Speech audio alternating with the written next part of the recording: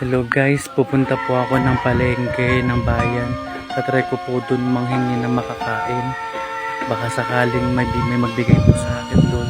Mga isang oras po yung lalakarin po para makapunta po ako dun sa bayan. Tatry ko po manghingi dun ng makakain po. Baka may magbigay po sa akin dun kasi wala na po talaga eh. Wala na po akong makain. Lalakarin ko lang po. Isang oras po yung lalakarin. Guys, nandito na po ako sa palengke guys. So, ang layo ng nilakad ko, almost 1 hour po. 1 hour po ako naglalakad guys.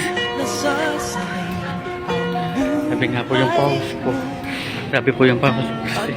Isang oras po ako naglakad papunta dito sa palengke guys. Kaso nahihiya naman ako manghingi kung saan pwede manghingi dito. Kasi wala naman akong nahihiya ako. Kaya sana may meron akong makausap na pwedeng magbigay sa akin ng pagkain kasi nagugutom na talaga ako. Sobrang hindi ko na kayang tiisin. Try ko kaya dito kay Manong, pero medyo parang nakakahiya guys. Subukan ko lang, try natin. Tay, pwede po bang manghingi ng ng pera mo po tayo? Kasi wala po talaga ako makain eh.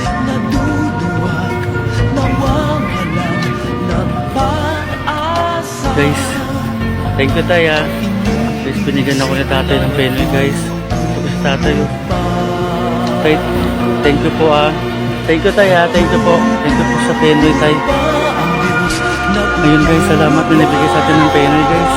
Nakakaiyak guys. Kasi sobrang tinakasan ko lang yung loob ko. Binigyan ako ng penoy ni tatay. Salamat. Ayun guys, so uwi na ako. Salamat kay tatay sa nagbigay po ng itlog. Nalakad na naman po tayo ng mga isang oras guys. Isang oras na naman yung lalakarin ko pa uwi. Pero okay lang, binigbigay ng pagkain. Salamat sa nagbigay ng pagkain kay tatay. Tatay, salamat po. Salamat po. Ayun guys, pauwi na ako sa amin. Wala ko yung binigay sa akin kay tatay na itlog. Ang oras din yung nilakad ko. Pero okay lang, at least pauwi na ako.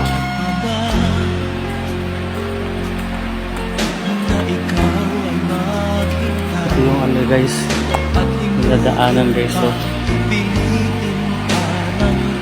guys, yung nadaanan ko guys. Ano ang nararapat? Magsikap ka at magtiwala sa may kapal. Nadaan ako sa ilog. Nadaan muna sa ilog bago makarating sa amin. Yun guys, nadaan muna sa ilog bago makauwi sa amin. Patayin ko muna guys, pakaalunin ako. Ito yung dinadaanan namin guys. Yan, bago makauwi. Ito guys, namanggasan yung tubig bago makauwi. Aray ko, ito yung dinadaanan namin bago makauwi dyan sa amin. Ito kahirap.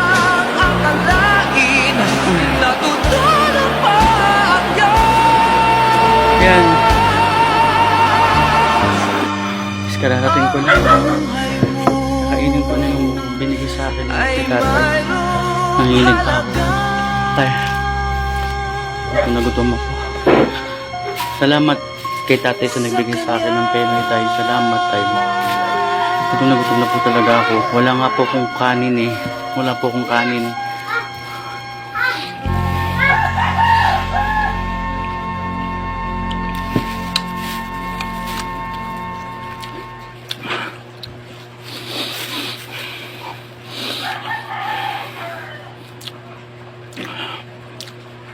Salamat po sa Diyos.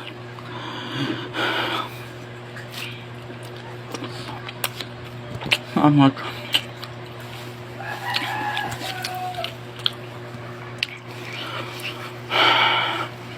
Ayun lang guys, salamat.